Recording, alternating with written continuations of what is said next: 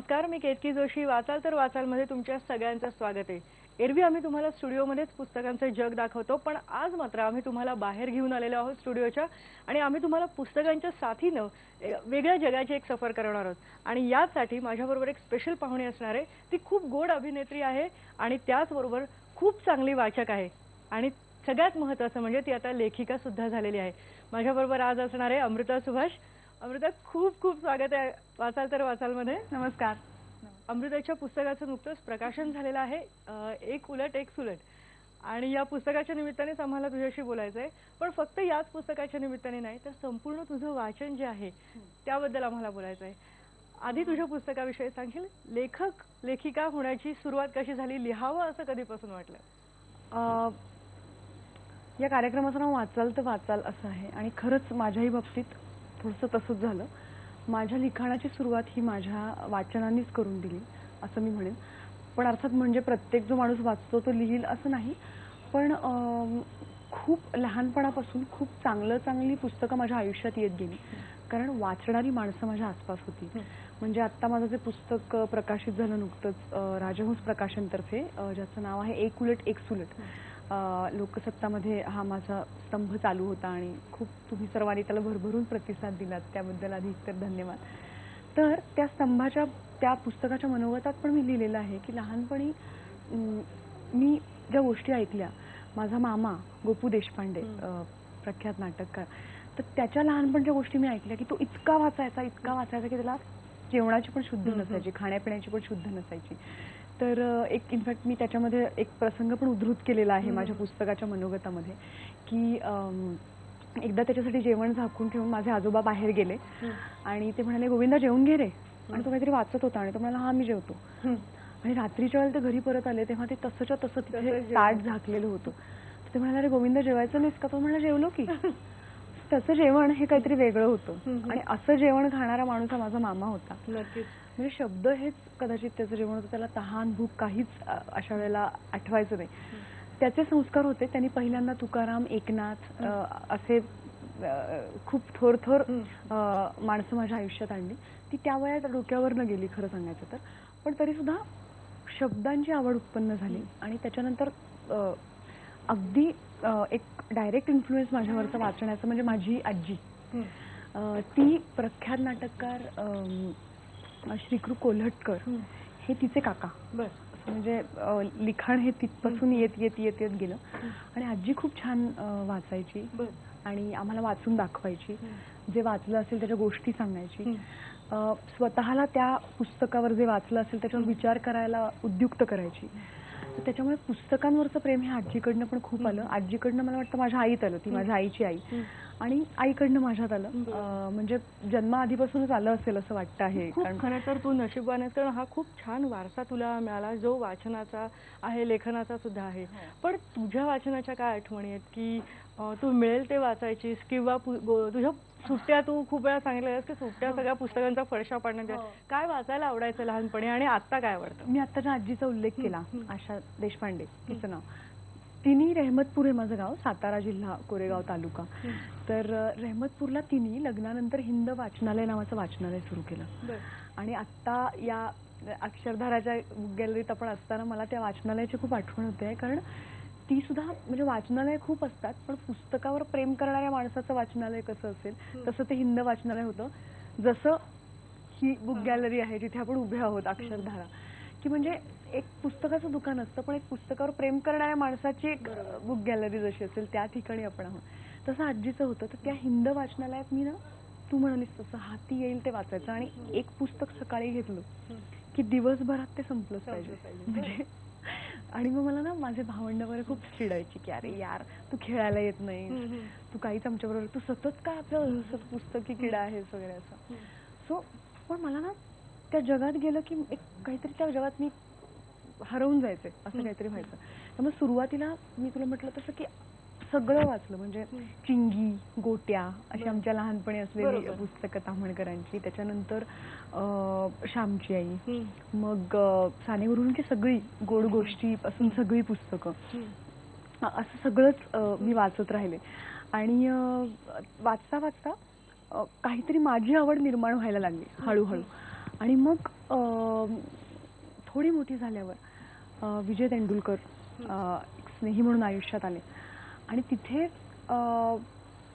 त्यांनी त्यांच्या आवडीची पुस्तकं मला द्यायला सुरुवात केली आणि मग मराठी बरोबरच आंतरराष्ट्रीय साहित्याची ओळख झाली. म्हणजे जपानी मुराकामी नावाचा लेखक त्यांच्यामुळे माझ्या आयुष्यात आला आणि मुराकामीची पुस्तकं मी भारल्यासारखी वाचली. म्हणजे कुठेतरी कुठल्या तरी वेगळ्या देशात असं एक कुणीतरी माणूस आहे ज्याचं लिखाण आपल्याला इतकं पोचू शकतं. म्हणजे मला असं वाटतं एखादा चित्रपट किंवा पुस्तकाची हीच खासियत असते की भाषेच्या पलीकडे जाऊन ते कुठेतरी तुम्हाला भेटतं जाऊन. ती माणसं म्हणजे ती कुठल्या देशात राहतात, ती कुठली भाषा बोलतात, ह्या सगळ्या पलीकडे त्यांचे विचार जर तुम्हाला पटणारे असतील तर ती एकदम तुमच्या जवळ येतात. आणि मुराकामीचं आणि माझं तसंच नातं जुडलं. योसा नावाचा एक खूप छान लेखक स्पॅनिश, ज्याला हे पण मिळालं नोबेल त्याच्या कादंबरीसाठी, आन जुलियान द स्क्रिप्ट रायटर. तर असे हे सगळे जे आंतरराष्ट्रीय लेखक मित्र त्यांचे वाचनातनं झालेले ते माझ्याही आयुष्यात आले त्यांच्यामुळे. आणि मग मी खूप तिकडचं लिखाण खूप पामुक, खूप माझा लाडका झाला. आणि त्याच्या अनेक त्याच्या पण कादंबऱ्या अशा असतात की एकदा त्याच्यात गेलं ना की तुम्ही माझ्या वाचनाची पद्धत तुला सांगते. आता गॉन विथ द विंड समजा मी वाचत असेल ना तर त्यातली जी नायिका असेल ती मी होऊन जाते. मला हेच एक विचारायचं आहे की अभिवाचन हा तुझा काय म्हणायचं म्हणजे अगदी जिव्हाळ्याचा विषय आहे, हातखंडा खरं तर म्हणायला पाहिजे. अभिवाचन तू आणि ज्योतिताई अनेक वर्ष करताय. या अभिवाचनाच्या निमित्तानं तुझं वाचन आणखी समृद्ध झालं का वाचनाचा फायदा याला झाला? खूप तू छान हा प्रश्न विचारलास. कारण अभिवाचन मी कॉलेजमध्ये अक्षरशः मी 11वीत वगैरे असताना आईनी मला घेऊन G.A. कुलकर्णींच्या कथांचं वाचन केलं. त्यातल्या कित्येक गोष्टी तेव्हा कळत होत्या, कळत नव्हत्या, पण अभिवाचनाच्या निमित्ताने ते मी समजून घेण्याचा प्रयत्न करत होते. आणि G.A. इतक्या लवकर आयुष्यात आले ही खूप मोठी पर्वणी होती. त्यांचं म्हणजे त्यांचं थोडंसं मोठ्या माणसांसाठी लिहिलेलं साहित्य मी आधी वाचलं आणि नंतर मग मुग्धाची रंगीत गोष्ट किंवा बखर बिंबची या त्यांनी लहान मुलांसाठी लिहिलेली पुस्तकंही नंतर माझ्या आयुष्यात आली. आणि आता खरं तर या गॅलरीत आल्या आल्या मला ती पुस्तकं दिसल्यावर खूप आनंद झाला. कारण त्या सगळ्याशी अशी काही आठवणी जोडलेल्या आहेत. याच्याच जोडून विचारतं तू सांगितलं ज्योतिताई असेल किंवा तो वारसा तर लाभलेलाच होता आणि आता संदेश असेल जो स्वतः लेखक आहे, तर त्याच्यामुळे तुझ्यातली लेखिका कुठून तरी या सगळ्या गोष्टींमुळे बाहेर येऊन खरोखरच लिहावं असं वाटायला लागलं का खूप आधीपासून लिहावं असं वाटत होतं? नाही, मला एक मोठा लेखक माझ्याच घरी होता, गोपू देशपांडे नावाचा. त्यामुळे मला तो इतका मोठा होता की मला असं बापरे आपण हिंमत नाही करायची लिहायची असं माझं व्हायचं. पहिल्यांदा मला विजय तेंडुलकर म्हणाले, त्यांना मी काहीतरी असं लिहून दिलं आणि ते मला म्हणाले तू लिहायला पाहिजेस. आणि ते जे काही मी लिहिलं होतं ते संदेशच्या माझ्या नात्यावरच असं काहीतरी होतं आणि ते म्हणाले की तू हे कर. त्यांनी ते मौजेला दिलं. श्री व्ही कुलकर्णींनी ते वाचलं आणि ते मौजेच्या दिवाळी अंकात छापून आलं. तर मला फार दिवाळी अंकात म्हणजे हो ग, म्हणजे तुला याचा अर्थ सगळ्यांनाच याचा अर्थ कळेल की म्हणजे मौजेचं एक आपलं असे हे आहे की इतकं तिथे स्वीकारलं जाणं आपलं काही लिखाण हीच खूप मोठी गोष्ट आहे. आणि मग मौजेचा आणि आमचा पण एक छान असा त्या निमित्ताने संबंध येत गेला. मग संदेशची कविता पण मौजेत आली. असं करता करता मग ना तेव्हा मी खूप आश्चर्यचकित झाले की तेंडुलकर मला असं का म्हणतायत की तू लिहायला पाहिजेस. पण खरी मी लिखाणाकडे आले असं मला वाटतं ते म्हणजे माझ्या आईचं लिखाणही बघत होते, आई पण मध्ये मध्ये लिहित होती, पण खरी मी लिखाणाकडे आले ती लोकसत्ताच्या एक उलट एक सुलट या स्तंभाच्या लेखनामुळे आणि आरती कदममुळे, जी त्या पुरवणीची संपादिका आहे. सगळ्या माझ्या वाचकांचे आभार मानायचे आहेत की ईमेलद्वारे असेल किंवा इतक्या विविध पद्धतींनी ते मला सांगत राहिले की माझे शब्द पोचतायत आणि ते कुठल्या कुठल्या पद्धतीने त्यांना भिडत आहेत. आणि एखाद्या लिहित्या माणसासाठी याच्याहून अप्रूपाची आणि पर्वणीची कुठली गोष्ट असेल मला सांग. आणि त्यामुळे माझं लिखाण अजून फुलत गेलं. मला आणखी खूप गप्पा मारायच्या आहेत, तुझ्या वाचनाबद्दल जाणून घ्यायचं, तुझ्या लिखाणाबद्दल जाणून घ्यायचंय, पण वाचाल तर वाचाल मध्ये आपण इथे एक ब्रेक घेऊयात. पाहत रहा वाचाल तर वाचाल.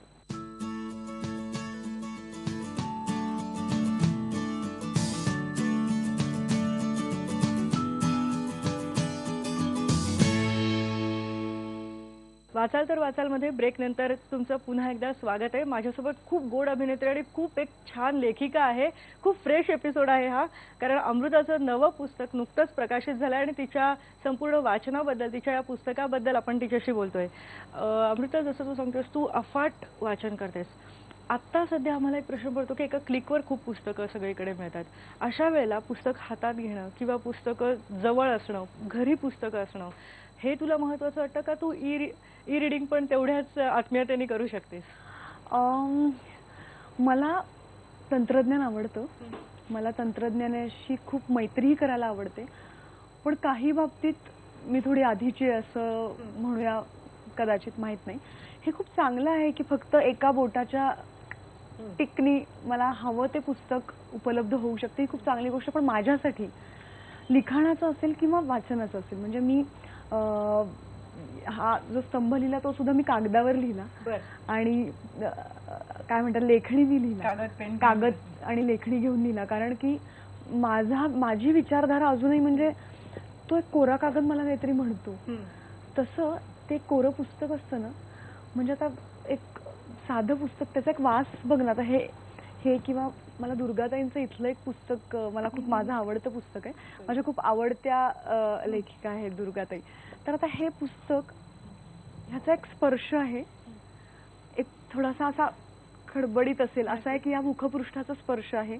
ह्याचं एक हे कव्हर आहे जे हातात घेतलंय मी, आणि त्यामुळे मला काहीतरी होतं आहे आतमध्ये, एक माझ्या मनात काहीतरी होतं आहे, नातं तयार होतं आहे. म्हणजे आणि त्याच्यानंतर हे शब्द जे मी प्रत्यक्ष पाहतेय, माझं एक लहानपणापासूनचा म्हणजे हा वास, तो मला काहीतरी करतो. हे हातात घेतलेलं पुस्तक आणि ते नुसतंच एक पडद्यावर दिसणारं काहीतरी, ह्याचं अजून म्हणजे मला ह्याचं अप्रूप सोडता येत नाहीये. तुझी आवडती पुस्तकं कोणती आहेत? कोणते लेखक तुला पुन्हा पुन्हा वाचायला आवडतात? हे जे आहे ना, इथे नमस्कार आहे. खरं तर आवडतं वगैरे खूप कमी, असा खूप छोटा शब्द आहे असं आपण म्हणूया.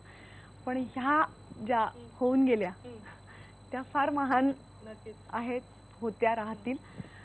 दुर्गाताई भागवत. तसंच जीए पण मी वाचते. पण जीएनचं एक आहे, मला कधी कधी खूप मग काय म्हणतात, थोडं काळवणल्यासारखं व्हायला लागतं. म्हणजे नाही, असं खूप काही त्याच्यातलं एक काय म्हणायचं, कुठेतरी तुमच्यातल्या अंधाराकडे घेऊन जाणार आहे ते सगळं. कविता किती आवडतात? कविता हे माझे आवडते कवितांमध्ये. जे समोर ग्रेस नावाचे पाहता आहेत आपल्याकडे, ते माझे फार फार फार माझ्या जिव्हारी लागणारं खूप काही त्यांनी ते लिहून गेले. कविता पण करते? अम्मा नाही, मी स्वतः कविता अजून, म्हणजे तुला सांगू का, पहिलं हे जे लिखाण केलेलं आहे ते स्तंभाच्या निमित्ताने केलं नाही, ते ललित लेखन सुरुवात झाली. तर मी प्रकाशनाच्या मनोगतात पण म्हटलं की मला माहित नाही की माझ्या हातली माती आता कुठल्या स्वरूपात बाहेर येऊ पाहणार आहेत. माझे आवडते कवी आहेत कुसुमाग्रज, पण त्यांची एक कविता फार आवडते मला. एकदा रेशन संपल्यावर घरातली रद्दी विकायला काढली.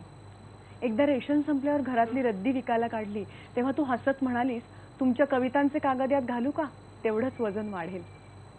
एकदा रेशन संपल्यावर घरातली रद्दी विकायला काढली, तेव्हा तू हसत म्हणालीस, तुमच्या कवितांचे कागद यात घालू का, तेवढंच वजन वाढेल. मी उत्तरलो, जे काम काळ उद्या करणार आहे ते तू आज करू नकोस. मी उत्तरलो, जे काम काळ उद्या करणार आहे ते तू आज करू नकोस. तुझ्या डोळ्यात अनपेक्षित आसवं तरळली. तुझ्या डोळ्यात अनपेक्षित आसवं तरळली आणि तू म्हणालीस, मी तर नाहीच, पण काळही ते काम कधीच करणार नाही, कधीच करणार नाही, कधीच करणार नाही. अमृता, तू इतकी वर्ष वाचतेस, खूप अगदी जुन्या लेखकांपासून, जसं तू म्हणालेस की दुर्गा भागवत तर कायम, दुर्गाताई तर कायम स्वरूपी आहेत किंवा ग्रेस असतील, पण आत्ताचे नवीन लेखक सुद्धा अनेक वेगळ्या ताकदीचे आहेत. त्यांच्याबद्दल काय सांगशील? कारण खूप विषय बदलले आहेत त्या लेखकांचे. मला खूप आनंद वाटतो की ते चित्रपट क्षेत्र असेल किंवा ते लिखाणाचं क्षेत्र असेल, आमच्या पिढीला खूप काही नवीन मांडायचं आहे. आणि त्या फेसबुकच्या जगात जिथे पटापट आपण कुणाशीही जोडू शकतो, तुम्हाला पटकन हजारो लाईक्स येतात आणि तुम्हाला असं वाटतं की चला, म्हणजे मी महत्त्वाचं आहे किंवा मी महत्त्वाची आहे आणि मी जे म्हणते ते पण महत्त्वाचं आहे. आजच्या काळातल्या लेखकांविषयी तर मला अजूनच अप्रूप वाटतंय की या सगळ्या काळात सुद्धा ते हे करू पाहत आहेत. ह्याचं मला अप्रूप आहे. त्यातही खूप नवनवे प्रयोग होत आहेत विषयांचे सुद्धा. मी नाव घेईन सचिन कुंडलकरचं, त्याचं कोबाल्ट ब्लू म्हणजे हा एक विषय की तो स्वतःशी जुळू पाहतो आहे त्या सगळ्यातनं. तर हा प्रयत्न फार चित्तथरारक आहे असं मला वाटतं आणि धाडसी आहे असं मला वाटतं की मी कोण आहे हे एक जगासमोर मांडण्याचं धाडस दाखवणं. म्हणजे आता महेश एलकुंचवारांचे जे संवाद आहेत ते आजही मला माझ्या स्तंभात उद्धृत करावेसे वाटतात, कारण त्यातली काही जी वाक्य आहेत ती मला दिवा दाखवतात माझ्या अंधारा क्षणांना. म्हणजे आज युगांत नाटकातली नंदिनी म्हणते, जेव्हा तिला काहीतरी प्रश्न विचारला जातो की तुला ह्याचा त्रास होत नाही का, तुला प्रश्नच पडत नाहीत का, तेव्हा ती म्हणते आपणच उत्तर व्हायचं.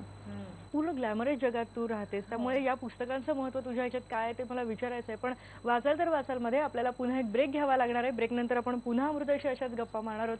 पाहत राहा वाचाल तर वाचाल.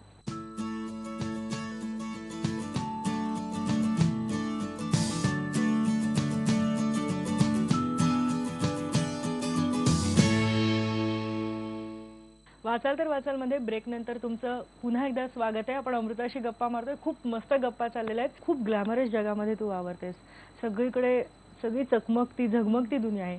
अशा वेळेला पुस्तकं तुला कशी साथ देतात? पुस्तकं मला माझी लय देतात. या सगळ्या धकाधकीत, म्हणजे केवळ मी या क्षेत्रात आहे म्हणून नाही, मग अशी तुम्हाला असंही विचारलंस की तुला माहिती व्हॉट्सॲप, फेसबुक ह्याची एक लय आहे.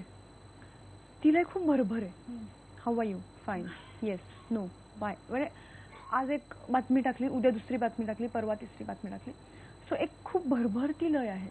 तर माझी आतली लय मला असं जाणवतं की खूप थोडीशी जरा स्वतःपाशी असण्याची, थोडं शांत राहण्याची, शांता व्हायची अशी एक लय आहे.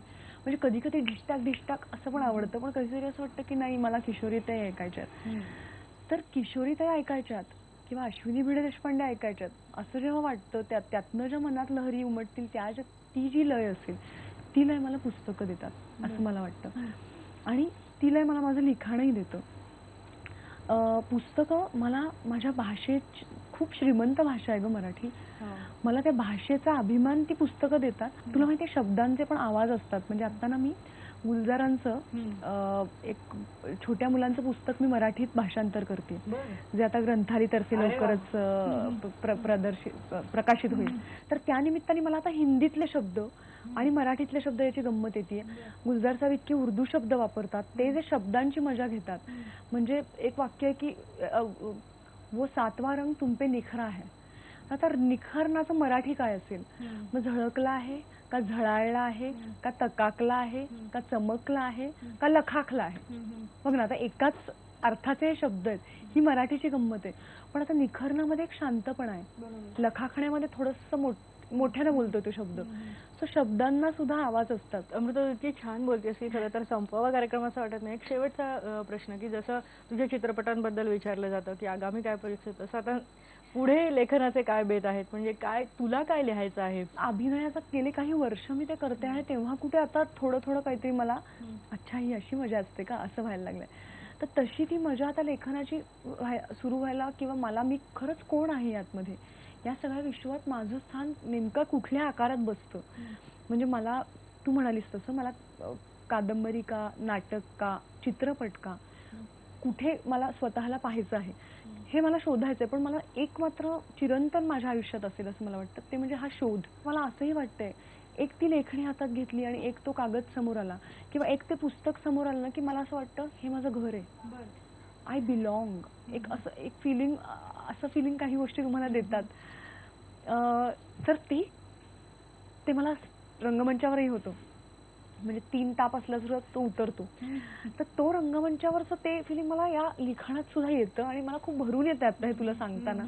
कारण अशा गोष्टी आयुष्यात असणं ही श्रीमंती असं मला वाटतं. त्या अर्थाने मी गर्भश्रीमंत आहे असं मला वाटतं. जसं तुझं खूप छान काम आम्हाला बघायला मिळतं, तसं खूप छान लिखाण सुद्धा आम्हाला तुझ्याकडून मिळू दे. खूप तुला शुभेच्छा आहेत. आणि आज तू या कार्यक्रमामध्ये आलीस, इतक्या छान गप्पा मारल्यास आमच्याशी, याबद्दल तुझे खूप खूप आभार. खूप धन्यवाद. आज वाचाल तर वाचाल मध्ये आपण अमृताशी गप्पा मारल्यात. हा एपिसोड तुम्हाला कसा वाटला हे आम्हाला सांगायला विसरू नका. या भागात आपण इथेच थांबतोय, पण पुढच्या आठवड्यात पुन्हा भेटणार आहोत नवीन लेखकांसह आणि नवीन पुस्तकांसह. तोपर्यंत पाहत राहा फक्त IBN लोकमत.